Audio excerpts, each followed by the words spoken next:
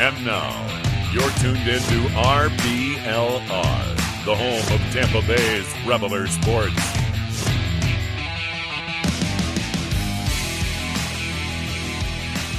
Host Zach Dobb, who is now unmuted. This is your RBLR Rays podcast. I'm your host, Zach Dobb, along with my co-host Carter Brantley this week, filling in for Pat. So glad to have Carter on the show. Carter, how you doing? I'm doing all right, man. Excited to be closer to Rays baseball, excited to be closer to the regular season. Yes. It's an exciting time. The weather's great in Florida, at least. Really, really great all the way around. Yeah, baseball is 4 days away. No, 5 days away. 5 days away. And the next time we speak with you all, we will be talking about regular season baseball games being played, depending on when we record, 1 or 2 games. And if you want to know when we go live for that show, which is coming to you next week to talk about some Rays baseball, do us a huge favor and drop us a follow or a subscribe so you know when we go live, because we want to hear what you think to start the season, and we want you to join us there.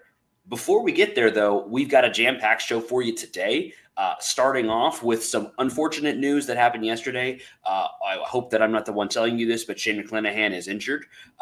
On top of that, we're also going to break down the Rays season. We're gonna break down our projections for the team. We're gonna break down the American League East a little bit, talk about what we expect the competition to look like, and how we expect the Rays to grade out in the East, and how we expect them to go into the postseason, or if we expect them to go into the postseason. We're gonna talk about team MVP, team Cy Young, and if any of these guys are gonna compete for the American League awards. So let's kind of get it started with the unfortunate news.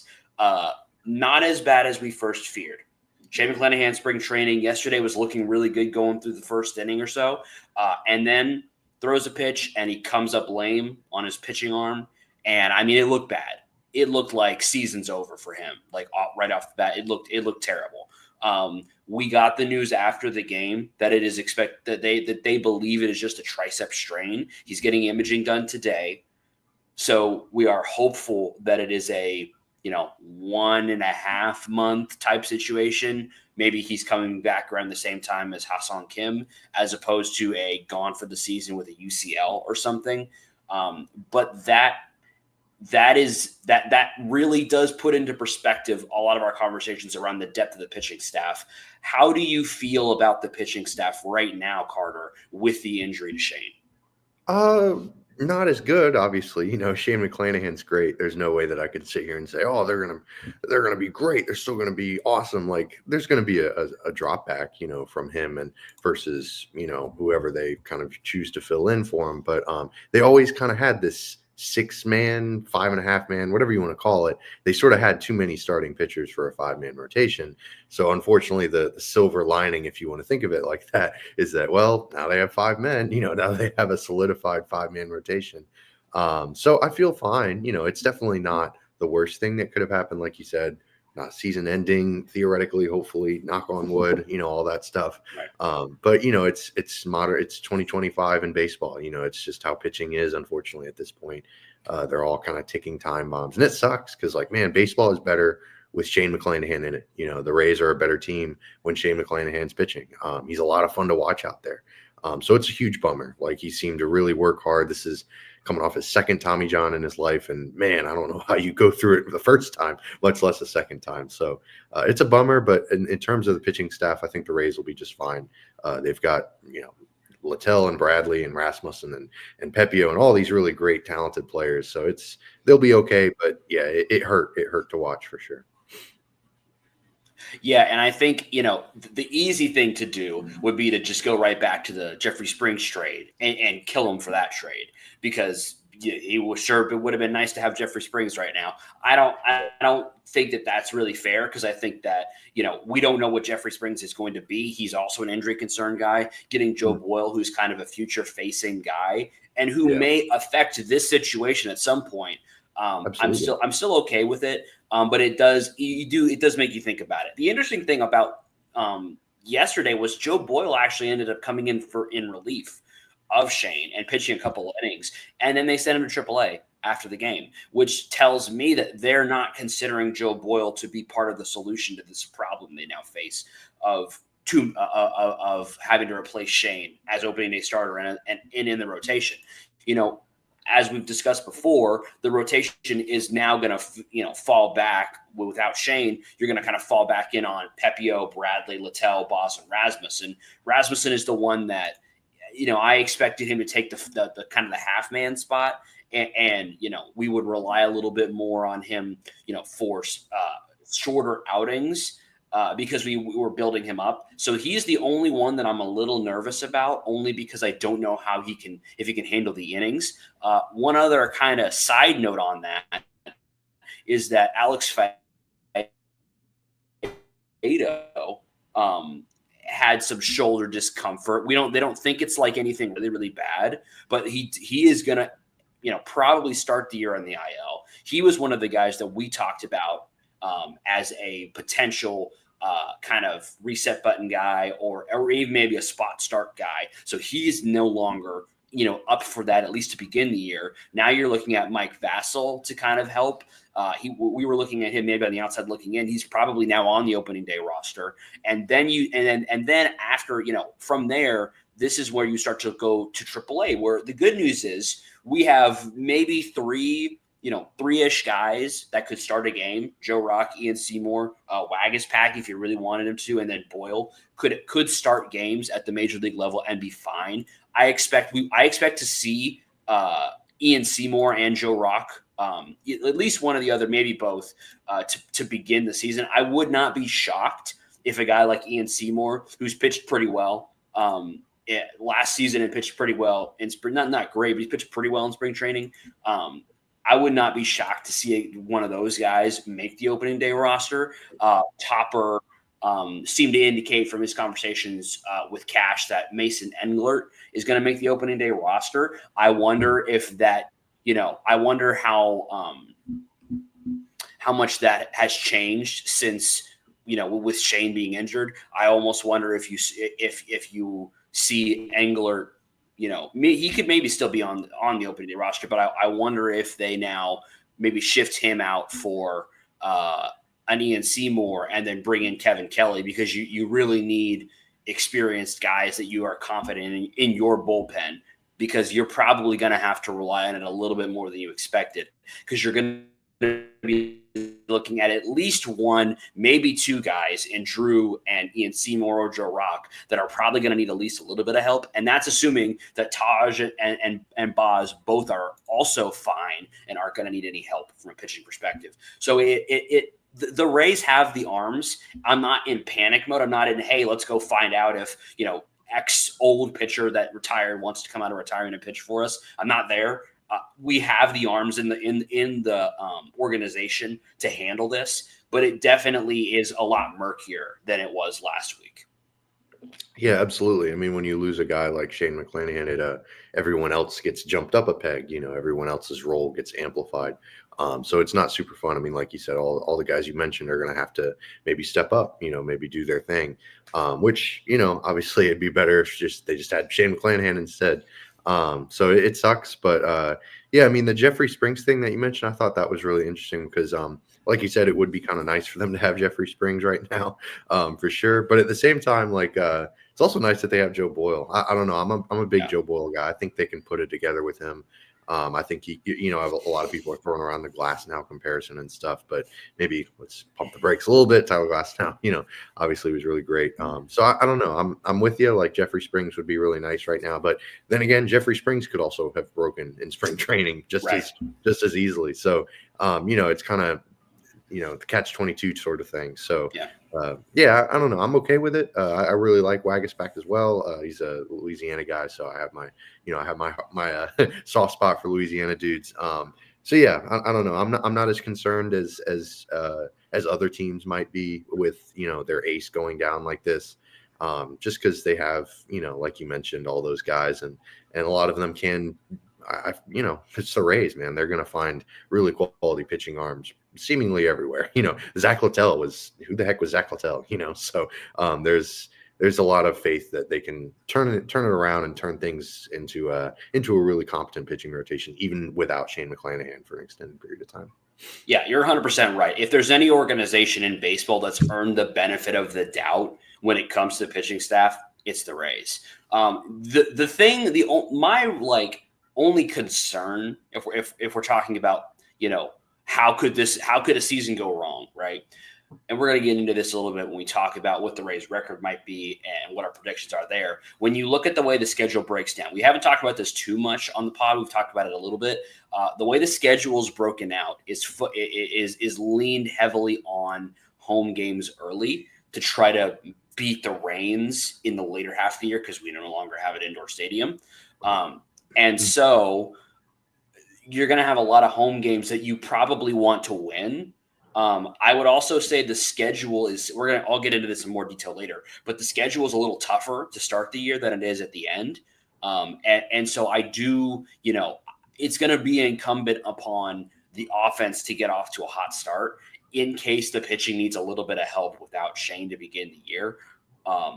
That's something that's going to be, I think it's going to bear watching because, you're going to have a lot of games at home in the first 2 months of the season. You need to probably win those because while I think the schedule is actually a little lighter in the back half, you're going to be on the road a lot. So, I just look at that and say, I really need the A games of all the guys we've talked about all offseason that we've seen good things from them in spring training. We saw the great stuff from Junior and the Dominican League. We just need that to translate because the offense, we talked about, we think that the pitching staff, as it was constituted previously, could bank, hey, if you can get us 3 to 4 runs offensively, we're going to win most games.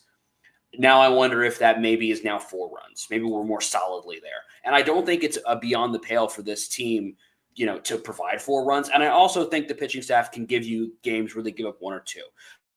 But as the offense, I feel like now they need to start averaging more like 4 runs a game, which is not impossible at all. It's very doable.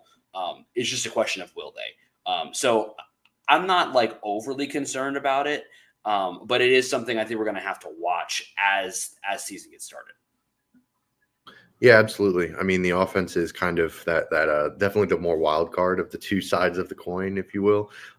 So it was kind of tough. Like, is Christopher Morel going to be able to bounce back? How's Junior Caminero going to perform? I think he's probably the more solidified player, but at the same time, like he's still 23, 22. He's still a very young person.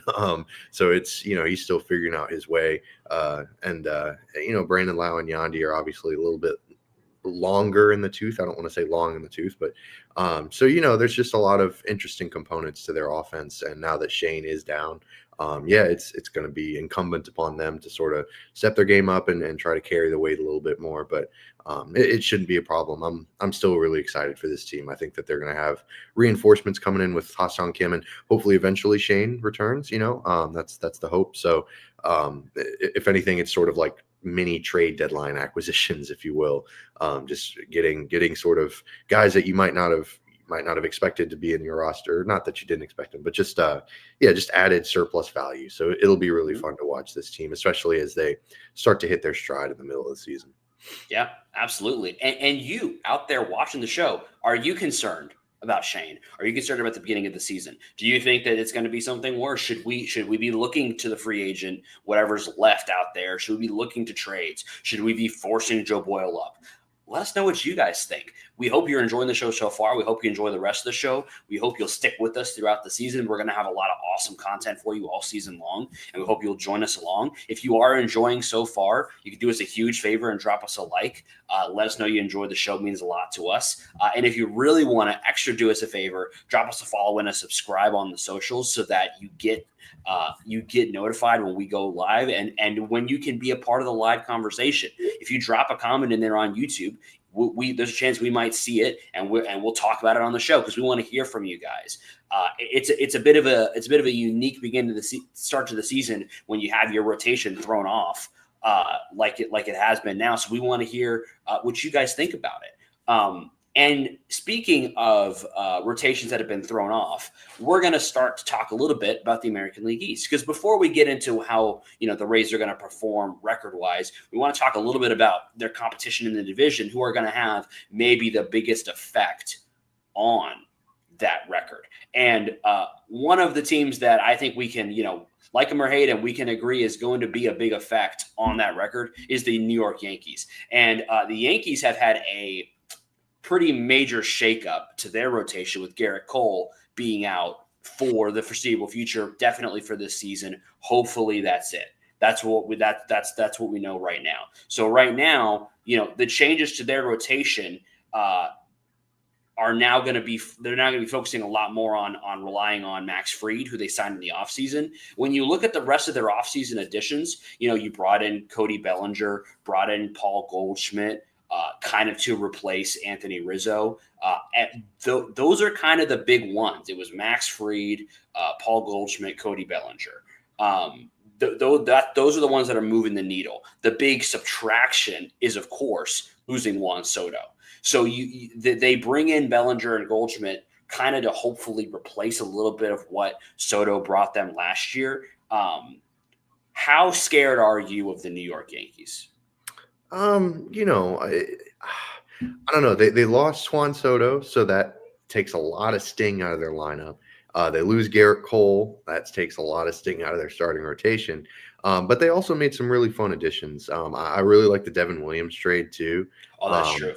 I think trading for him is going to be really fun for that bullpen. I love Devin Williams. He's one of the most fun pitchers to watch in baseball. He's got the weird screwball and the changeup, and it's filthy. It's really cool. Plus, he apparently implemented he was a driving factor for the facial hair policy being changed. So that's fun. Because they were concerned like, oh, this guy's not going to want to come back if we don't change his policy. But anyways, focusing more on the Yankees play on the field, I am really intrigued by the Cody Bellinger deal. I think that he could be really, really good with the Yankees. There's still some meat on the bone with Cody Bellinger in terms of his play. I think he can still be a very valuable player, especially with his great outfield defense and his interesting offensive profile.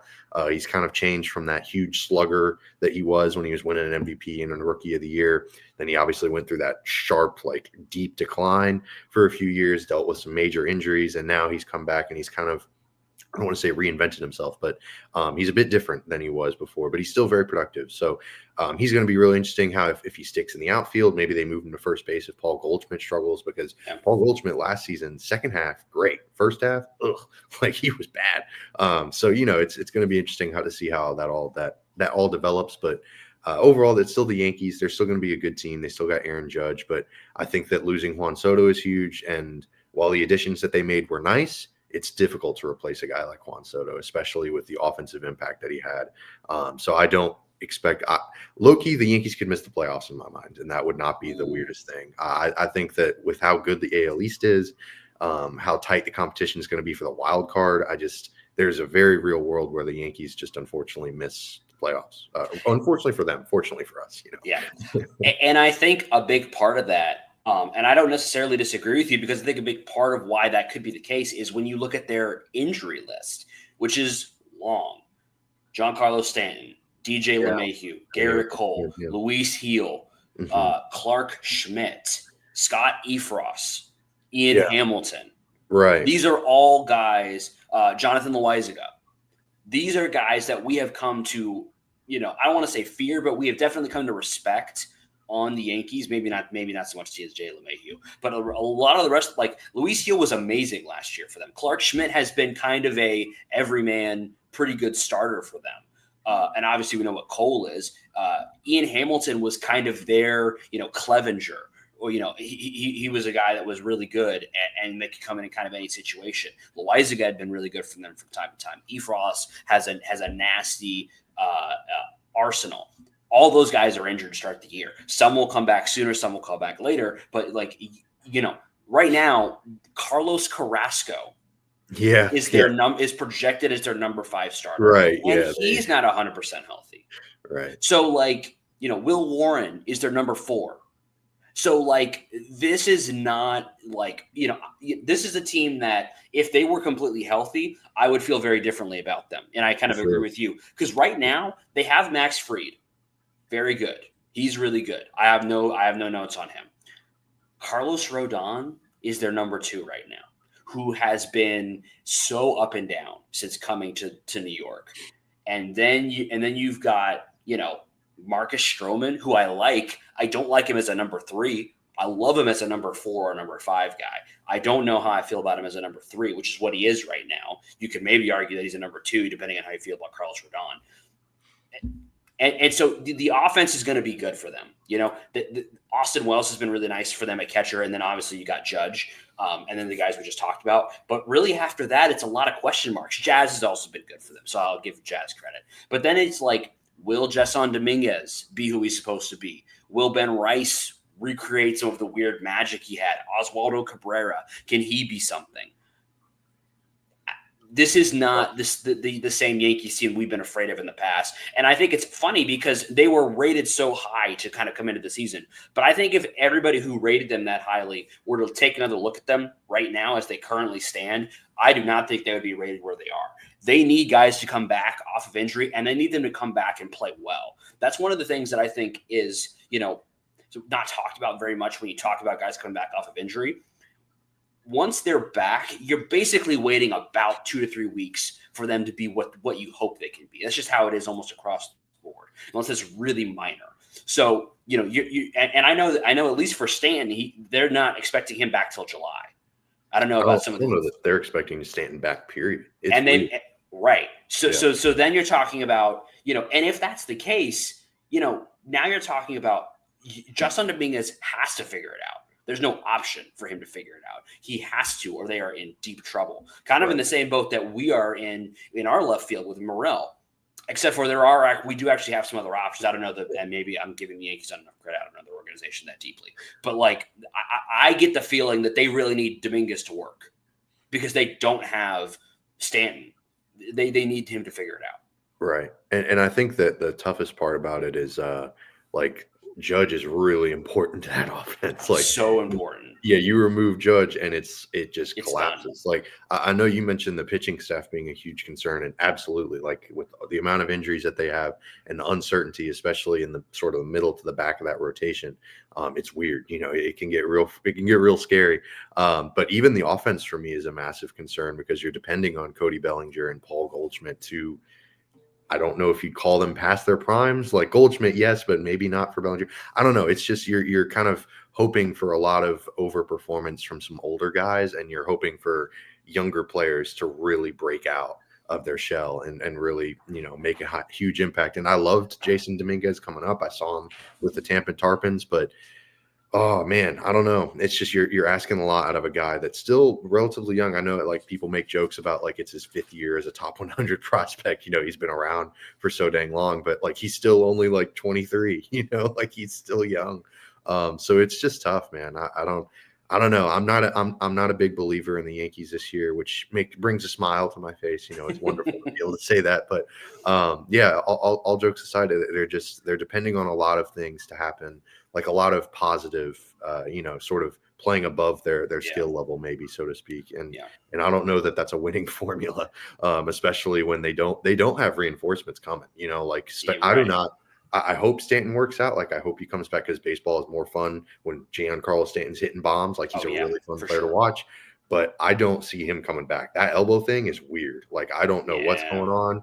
It sounds like a genuine health concern, and I think that baseball is very down on his priority list right now, very low. So I hope he gets it together, gets better, but I don't know that it happens this year. It seems like some scary stuff, just really weird, anomaly, nobody really knows what to say. So, I don't know. There's just so many question marks with the Yankees right now. I don't really see them. They're going to be a factor because it's the Yankees and they have Aaron Judge, but man, Aaron Judge has even shown he can be a bit. They're having him play right field, so hopefully it's better, but he can be a bit questionable as an injury concern as well. He's a big dude, he's got a lot to manage. So I don't know. Yeah. I'm not a huge fan of the Yankees this season. Let's switch from the Yankees to a team that I was not a huge fan of at all last season. And they kind of made me look stupid. And then they went out and spent a bunch of money, the Boston Red Sox. Yeah. Alex Bregman, Garrett Crochet. Maybe the two of the biggest acquisitions in the entire offseason. And for them to both go to one team, other than Soto, obviously. But to bring in those two guys and to have the offense we talked about, the offense being a question mark for the Yankees. That is not the case for the Red Sox. Jarren Duran, Rafael Devers, Alex Bregman, Tristan Casas, Trevor Story, Connor Wong, like that's their first 6 guys. I think those 6 would put those 6 out with any 6 in MLB, to be honest. That's a legit top of the lineup to be worried about. The pitching staff, you're relying a lot on Crochet, but Houck has been good for them. What does Walker Buehler have? He's one of their other big additions from the offseason. What does Walker Buehler have in the tank? What does Aroldis Chapman still have in the tank? Because now he's a Boston Red Sox, and and all that is with Masataka Yoshida still on the IL. They expect him to come back. His injury was the end of last year. They expect him to be back at some point this season. He also is an upgrade, right? And I don't know about you. I'm more nervous about Boston than maybe any other team in the AL East right now. Really? Wow. Okay. That's interesting. I really loved their offseason. I thought they had a really fun, just at least they were doing something because they're the Red Sox. Good Lord. You can't just be sitting on your laurels or resting on your laurels and sitting on your hands, doing, just doing nothing. Come on now. Let's see some action here. And they brought it. They did some stuff. I don't know how I feel about the Garrett Crochet trade in terms of long-term, giving up prospects for a left-handed pitcher that I'm just scared of breaking. I mean, you're scared of all pitchers breaking, but man, I'm petrified of Crochet breaking.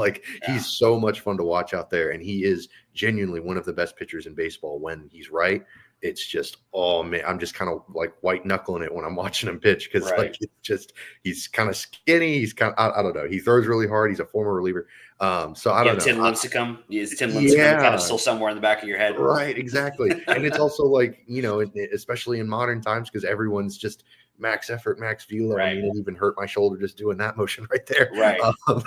But yeah, I don't know. I'm a really big fan of what the Red Sox have done over the past 5 years. I hate that they let go of Hein Bloom, honestly, because they're reaping the rewards of his good work now because they have just this ridiculously good farm system. They've got Campbell, they've got Anthony, and they've got Meyer, and they've got all these really interesting position player prospects that could come up and make an impact, a really big impact potentially.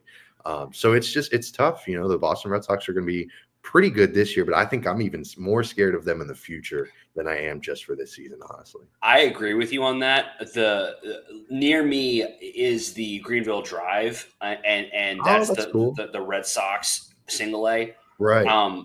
Maybe it was last year. Anthony was there, and I didn't know what he looked like. But I just saw the team walk onto the field. I'm like, oh, that's Roman Anthony. Yeah. I knew he was there. Yeah. Dude is massive, and he's fast, and he's strong. I know every top prospect is but man, that guy looks like a major leaguer. That dude looks different. They're going to be good. You're 100% right. Because I think that I don't know what the status of some of their guys that are kind of aging is going to look like. I also don't know what's going to happen at third base. Because it's weird. It's weird. That's the only. I don't know how strong the culture is there. That would actually be my main concern because I kind of feel like Tristan Casas said some weird things about Roman Anthony and some of the young prospects. Bregman is trying to play the nice guy coming in. Devers is being weird. It doesn't feel like there's strong leadership in the locker room right now. It feels weird. That honestly, that's my main concern for them is do they just kind of implode on themselves because they don't have a strong locker room? Who's the leader of this team? You would think it would be Devers, but he's being weird. And so it's it's not him. Is it Trevor Story? I don't know who the leader of this team is right now. And that doesn't always matter, but I feel like when you're competing for a championship, which is what I think they want to be doing, you kind of need somebody. And Jarren Duran is also kind of a weirdo. So it's he's really good, but he's a weirdo. And so I'm looking at this team and I'm like, they all look really good on paper. Right. The only thing that I think could maybe, we could see something bad happen with them and them underperform is if they're just dysfunctional, inside the organization. So that remains to be seen. On paper, they look really good. The only thing that doesn't look great for them on paper is the back end of their rotation. Just looks kind of whatever. Yeah. Quinn Priester. You know, their bullpen looks pretty good. Jalen Beeks, I believe, is there. Is he? No, he wasn't. He's not there anymore. They've got a couple of nice arms there, along with the Aroldis Chapman, Liam Hendricks. You know, they're a nice put together team on paper. We'll have to see what happens when they actually get out on the field. Yeah, and I really like what their front office has done with that pitching staff last year. I think that as much as moving on from Chaim Bloom was weird, I love who they brought in. Like they got Andrew Bailey as their pitching coach, and they've got some really fascinating things that they've been doing with that pitching staff. So even if I can't, like you said, you're kind of looking through the roster resource page, if you will, and looking at their rotation or their bullpen, and you're like, well, kind of iffy on some of these guys, but they're not the Rays, of course, you know, not putting them on the same level, but I do have some confidence that they can kind of churn out some arms and turn some diamonds in the rough, if you will, out of their pitching staff. But yeah, the clubhouse culture has been weird. Like the Devers thing is weird. Bregman, I don't like, does he play second base for a long period of time? Like Devers is an awful third baseman, but at the same time, like you don't want to piss off your best player. And like, you know, I don't know. It's a weird thing. It seems like the front office didn't do a very good job of communicating with a lot of these guys, like what the dealio is, like what's going on, you know, what the future plan is. So yeah, it's a weird, awkward situation for sure. And yeah, they got to figure out their outfield too, because Ceddanne Rafaela is great. Like he's an amazing center fielder. I do not want to see him playing shortstop. Like I don't want to see him move into the infield because it was a bad experience that last year. And Story, unfortunately, is another one. Like you're not really counting on him to stay healthy throughout the season. Right. It's just unfortunately not going to happen. Right. So yeah, I don't know. They got to figure out the outfield situation because Duran's a really good player. Like you said, total weirdo. Seems like a strange fella, but he's a pretty good player. So I'd be interested to see if they maybe dangle him in a trade piece because Willie Abreu is also really good. So their outfield is kind of crowded right now, especially with with Anthony coming up. Sorry, I was spacing on his name for a second. So yeah, I don't know. The Red Sox are really interesting in a lot of ways, but also kind of awkward and kind of weird, and I don't really know what to think in some ways. Yeah. Moving on from one of the most active off seasons in baseball to one of the least, the Baltimore Orioles. What is you doing, Baltimore? Yeah, just really weird. What is going on? They lost Anthony Santander, brought on Tyler O'Neill. You could make the argument that's a 1-for-1. Tyler is a little younger. Yeah. But man, the thing that kills me about them, and you know, my dad's an Orioles fan, so I kind of I root a little bit for them when they're not playing the Rays and when they're not directly competing with us. But what is their pitching staff, man? Zach Eflin, Charlie Morton, it's like the Dean Kramer, and then a bunch of guys I've never heard of, which I know people say that about the Rays, but I follow them a good bit, and I don't know. They just signed Kyle Bradish. You're dealing with serious injuries with them as well. G-Rod is probably hurt to start the season. They brought in Kittredge for the bullpen. He's hurt. And you are looking at a season with your number one guy being Zach Eflin.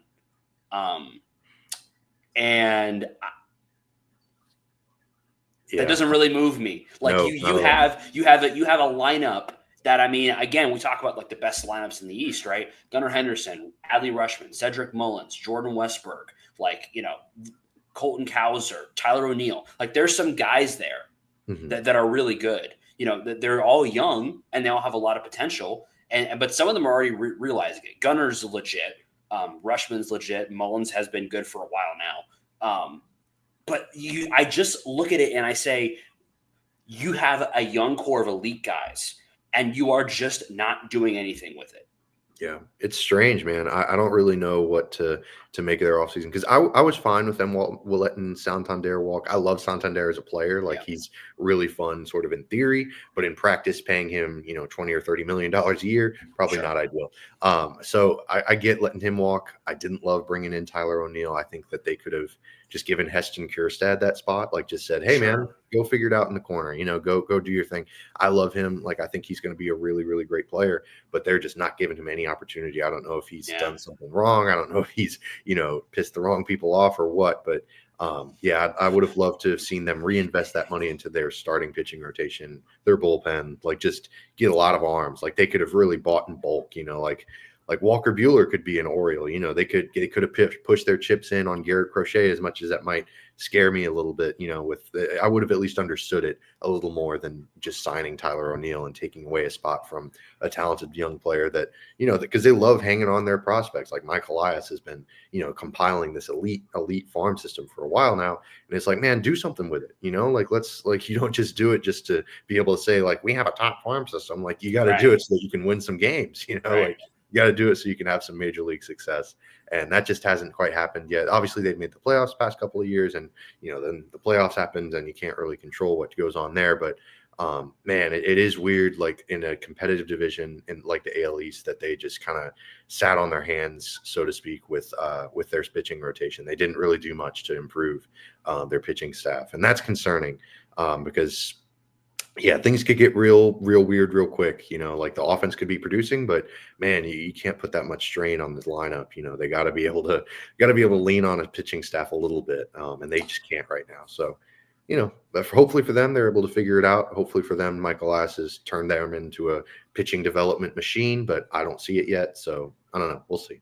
The thing that's weird about them is they also have a pretty good bullpen. You know, Batista is coming back off of injury. They think he's going to be good. Sir Anthony Dominguez, Yennier Cano, Gregory Soto, Cionel Perez. Like, they've got some guys they got some in the bullpen. The problem is they're probably going to have to use them because your number 2 starter is 41 years old. I love Charlie Morton. I love Charlie Morton. He's 41. Yeah, he's 41. Yeah, he's Dean Kramer is your number 3. Right. No offense to Dean Kramer. Again, like whenever I talk about guys in a negative or like a light like that, it's with the mindset of all these teams are trying to win a championship. And if you're telling me that you're going to send 41, maybe at that point 42-year-old Charlie Morton out there in game 2 of a playoff series, well, you're telling me you're going to have to use your bullpen. Because as good as he is, like, are you really do you think he's going to be that level all season long? I'd love for him to prove me wrong because he's fun guy to watch. I like him a lot. But you're putting pressure on some of these guys that I just don't know if they're made of that stuff. What is Kyle Bradish going to be for you? I have no idea. He's kind of more of the same to me for them. I do not understand why they did not bring back Corbin Burns. I don't get it. You had the guy because, in the same way we talked about, the Yankees rotation looking a little rough without Cole. This is how the rotation looks without bringing back a guy that is competing for a Cy Young every year in Corbin Burns. If you add Corbin Burns to the front of this rotation, then all of a sudden Charlie Morton's your 3. And I'm like, all right, that's fine. Zach Eflin's a fine too. But like, I just don't get it. Like, I don't get it.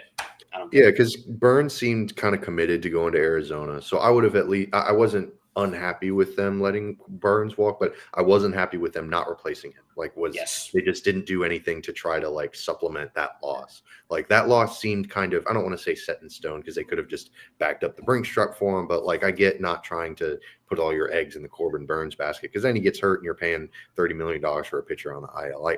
I sort of can wrap my head around them losing him, but I cannot justify them letting him walk and not having a backup plan, not having a plan to sort of replace his production at the top of that rotation because he was pretty good last year. And not only that, they gave up Joey Ortiz for him, and Joey Ortiz is turning into a quality player. He's turning into a solid player for the Brewers. Him and DL Hall, they could certainly use Joey Ortiz and DL Hall right now instead of Corbin Burns. Yeah, exactly. They could have.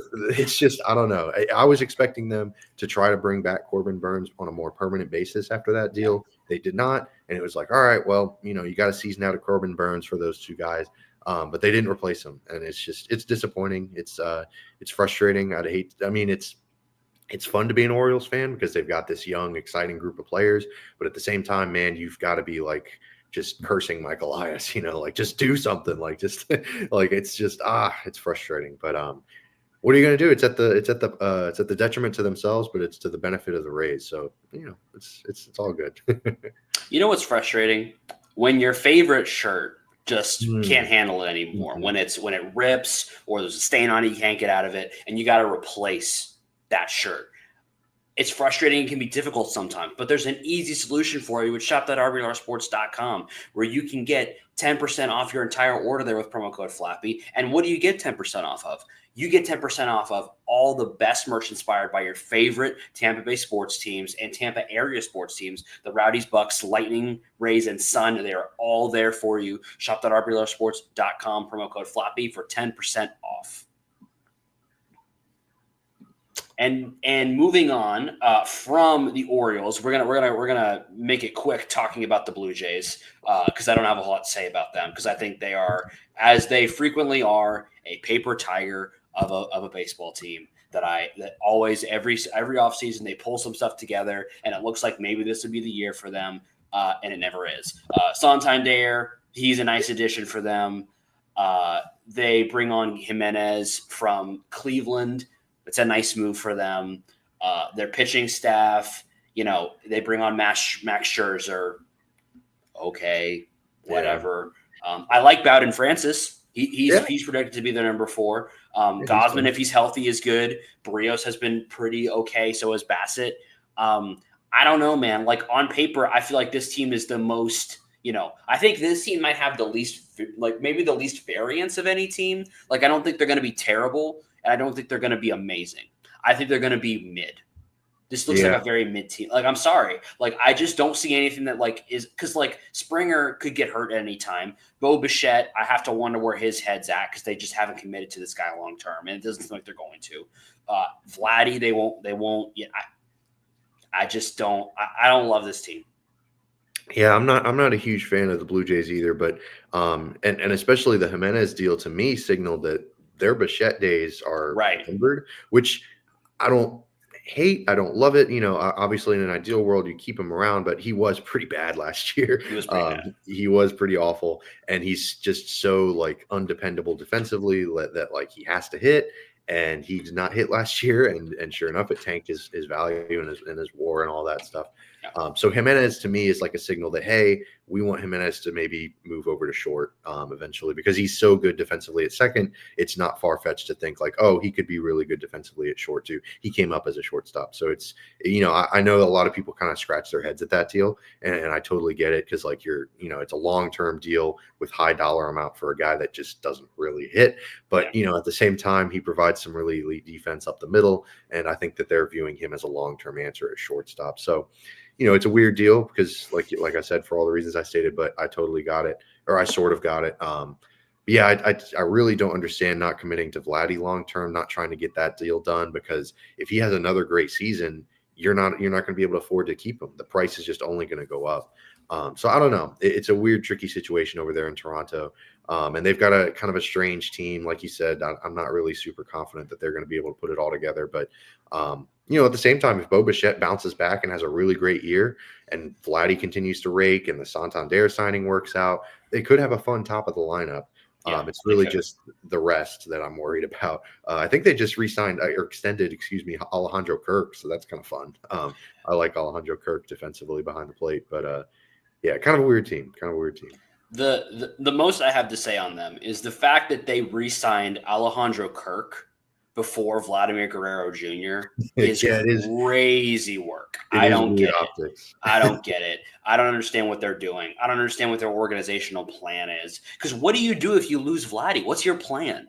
They're almost telegraphing, we think we might lose Vladdy and Bichette. And then you're left with Jimenez. Yeah, I don't know. I don't know. I don't have much to say about them. I think they are mid. I think they are the definition of mid. And that I think they will be mid until further notice. And I could be wrong about that.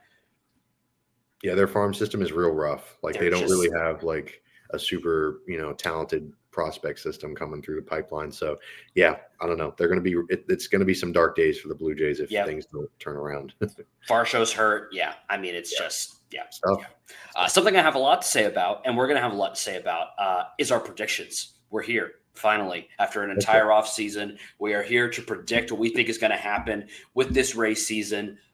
We're going to start it off by kind of recapping a little bit our discussion that we just had on the American League East and combine that with what we think the Rays record is going to be and where we think they're going to finish in the East. So Carter, what do you expect the Rays record to be this season and where do you expect them to finish in the East? So I'm going to give a range. I hate giving exact numbers with these things. I know that's kind of a cop out. Like, you got to commit to an actual record. No, I'm not going to. I'm going to sit on the fence. So I think that they'll be sit in the 85 to 90 win range.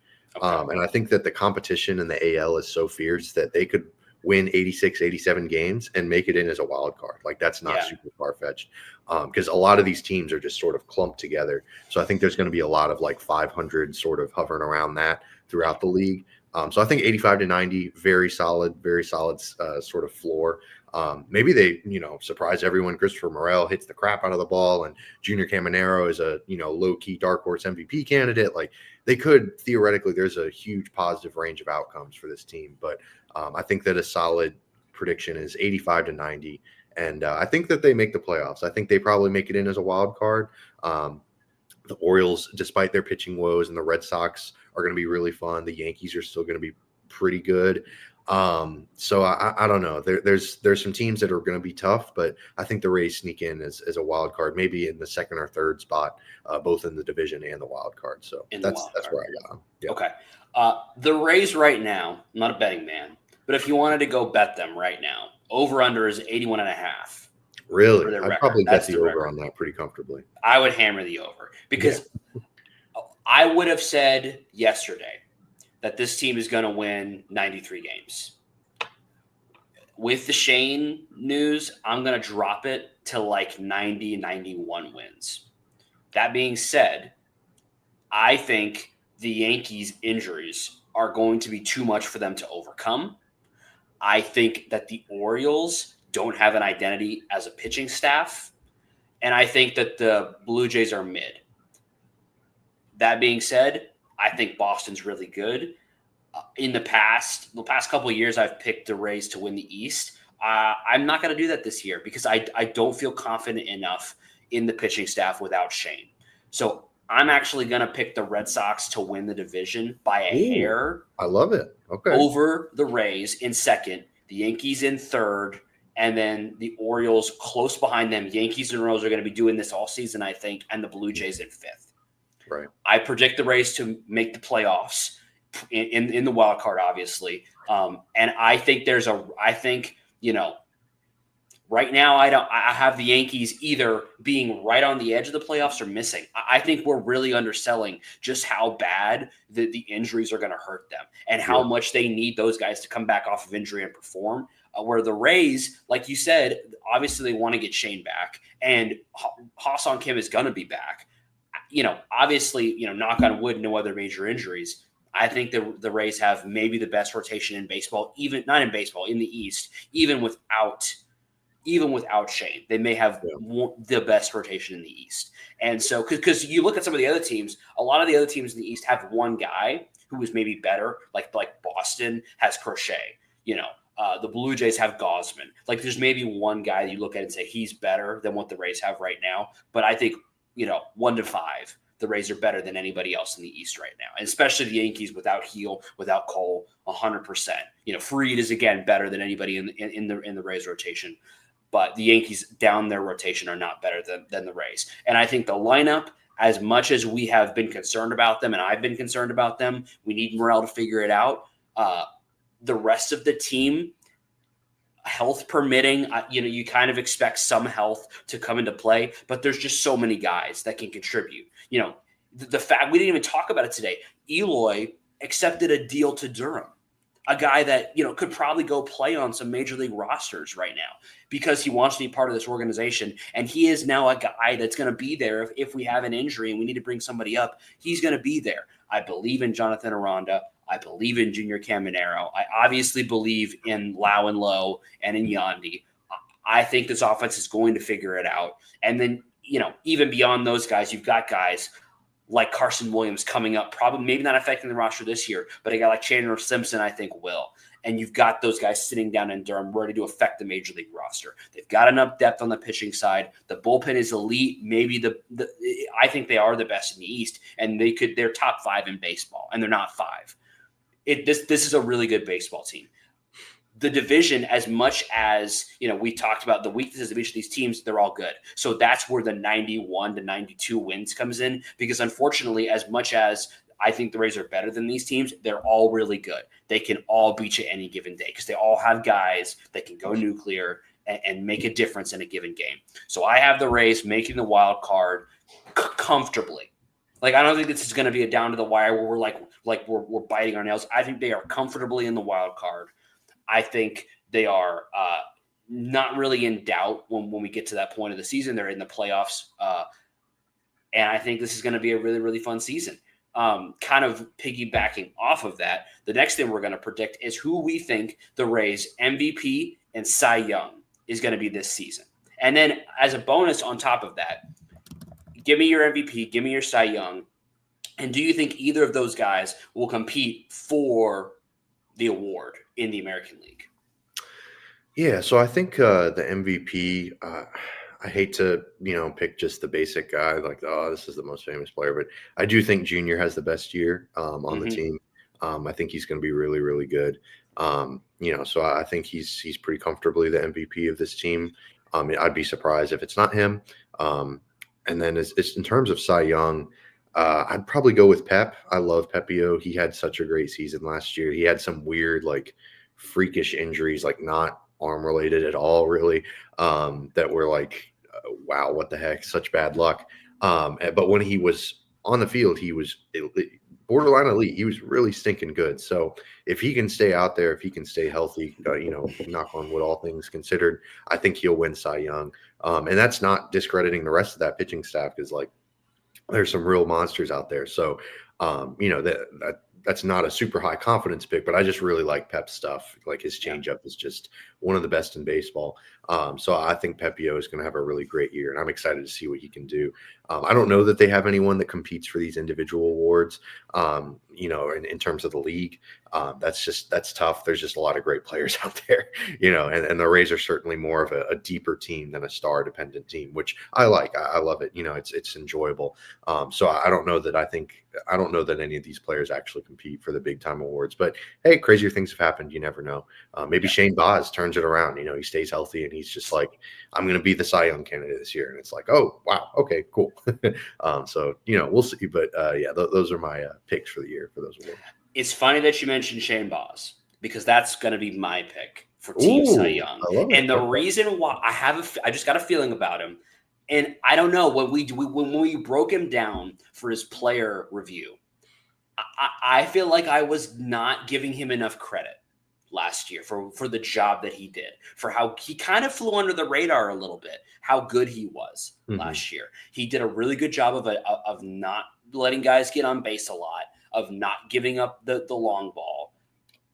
I don't know. I feel something good is coming for him. The other cool thing about him is that there's not a lot of pressure on him.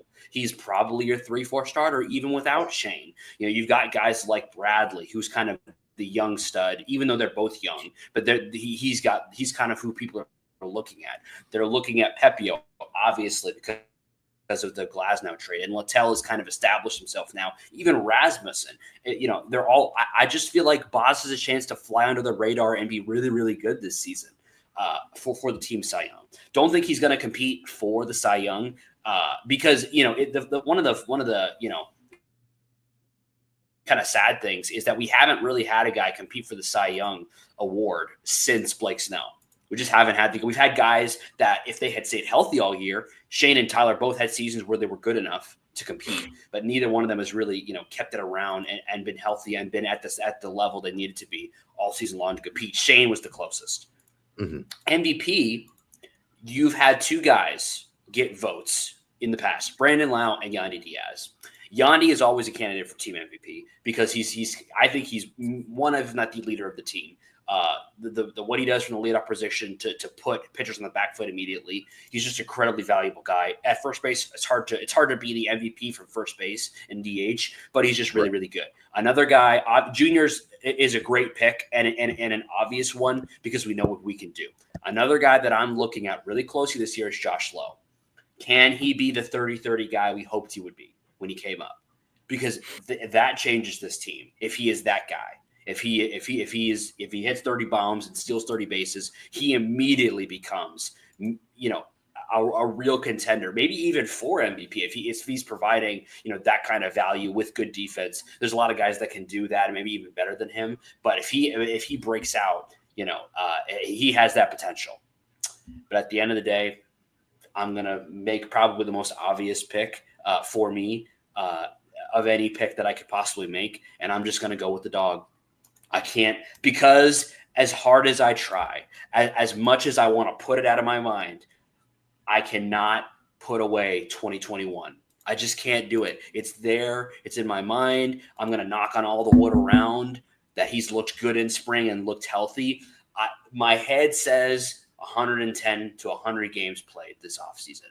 My heart, and this is a heart pick, straight up. I try to make most of these picks with my head. This is a heart pick, because I just believe that if he plays 140 to 150 games, he is hitting 40 bombs. He is competing for the league MVP award. And in a year where Judge is going to have a lot of pressure on him, is he going to be able to do, provide the kind of value that he's provided year over year? We expect it, but is there an injury potential with him the same way there is with Lau, and with him kind of having to shoulder the offense?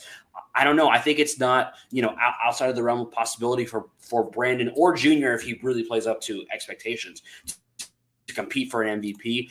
I just believe in Brandon Lau. He's my favorite player on the race, my favorite player in baseball. I'm always going to root for this guy.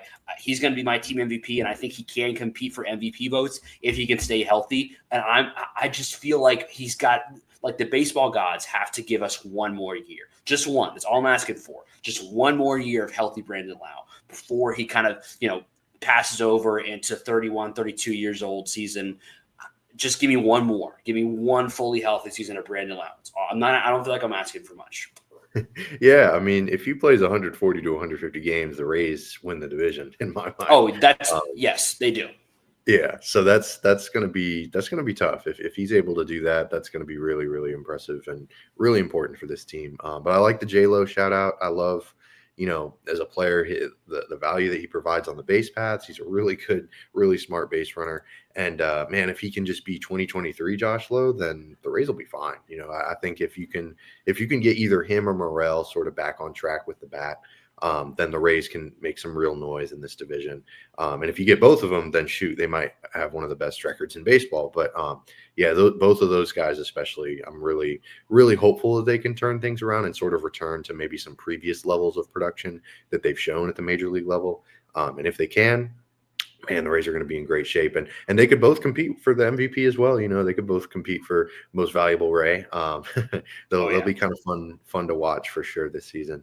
So yeah, the Rays have so many high levels of variance that they could hit with a lot of their position players. It's just some real promise on this team.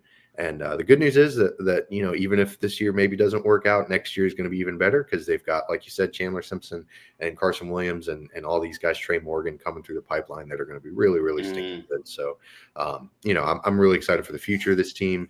Obviously, some of the stadium tough stuff kind of clouds it, but we talked about that last week. We don't need to think about that anymore. So, yeah, exciting team for this season, but even more exciting in the future for sure.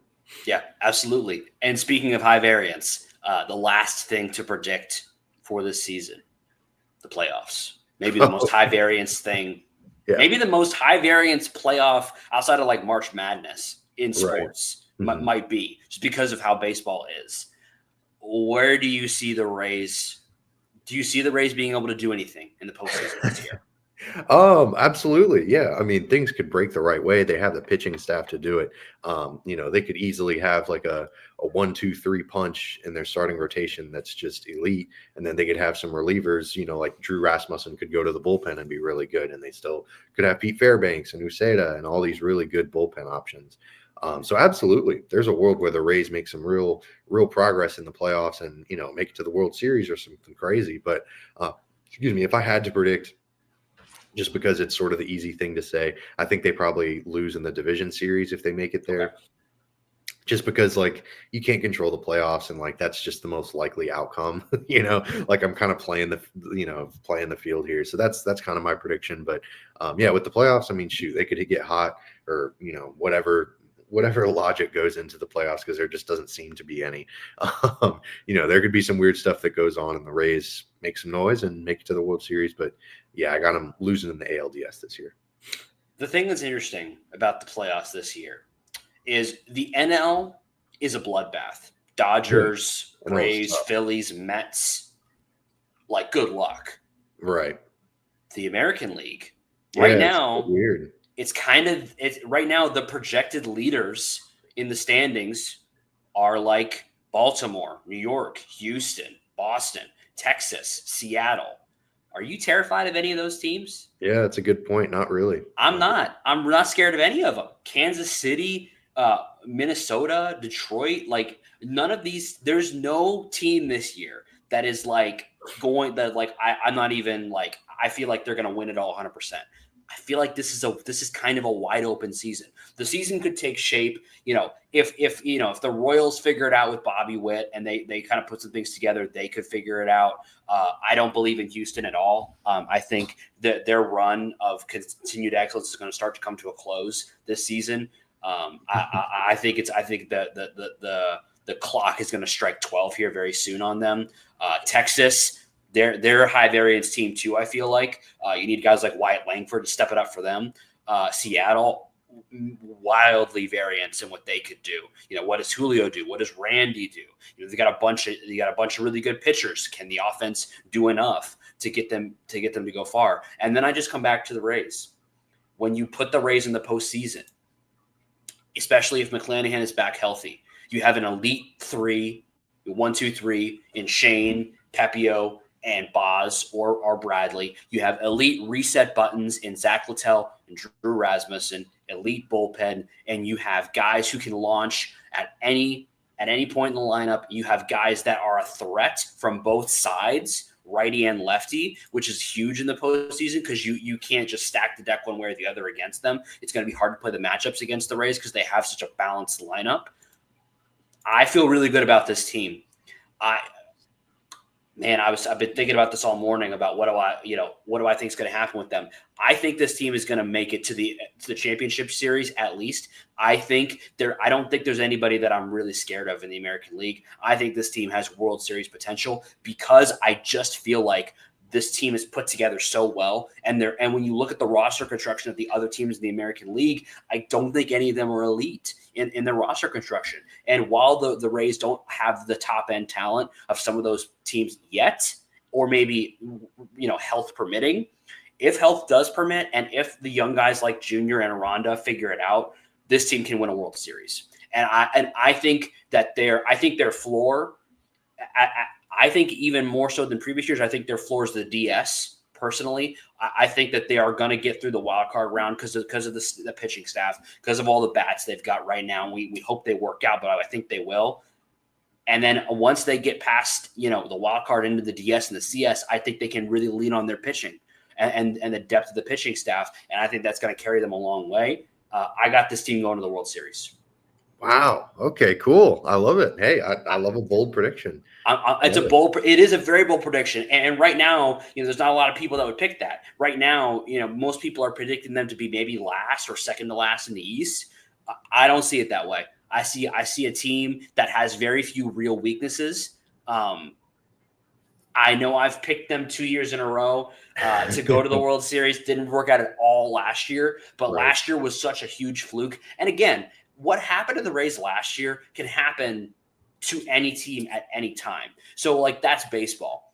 I don't know. I just feel like, this team has the horses. I feel like they've got enough guys that can do something. It's a lot of variance in this lineup and less so in the pitching staff, but the bullpen's elite. The staff's elite. I just got a good feeling, man. I just feel it. I know I've picked up 2 years in a row, and maybe people out there calling me a homer. I am a homer. I believe in this team. I love these guys. I think they're going to do it. Yeah, I hope so, man. It would be awesome to see it happen. It'd be really weird to see what they do with the home field stuff because watching a World Series in a minor league stadium yeah, would be really, really weird. Play it in Ray J. There we go. World Series. Right. Yeah. Savannah Banana style. Yeah, I don't know. We'll see how it goes, man. I'm excited for the season regardless, though. It should be a lot of fun. It's going to be a blast to watch it. We hope you've enjoyed our prediction show, and we hope if you've got some thoughts, you'll share them with us in the YouTube comments, on social media, DM me. I don't care. I want to know what you guys think about this Rays season. I want to know if you think they're going to go places in the postseason. If you think this team's a bust and is going to be a repeat of last year, if you would hammer the under on this team, if you were a betting person, or maybe you are a betting person, let us know. And if you enjoyed and you want to see our journey, if you want to see me be wrong or right, drop us a follow, drop us a subscribe. It's free. It helps us out so much. And it lets you know when we're live, and it lets you know the end of all these predictions. If you want to call me stupid, you can. But at the end of the day, I'm a Rays fan. We're all Rays fans. Rays baseball next week. Rays up. Rays up.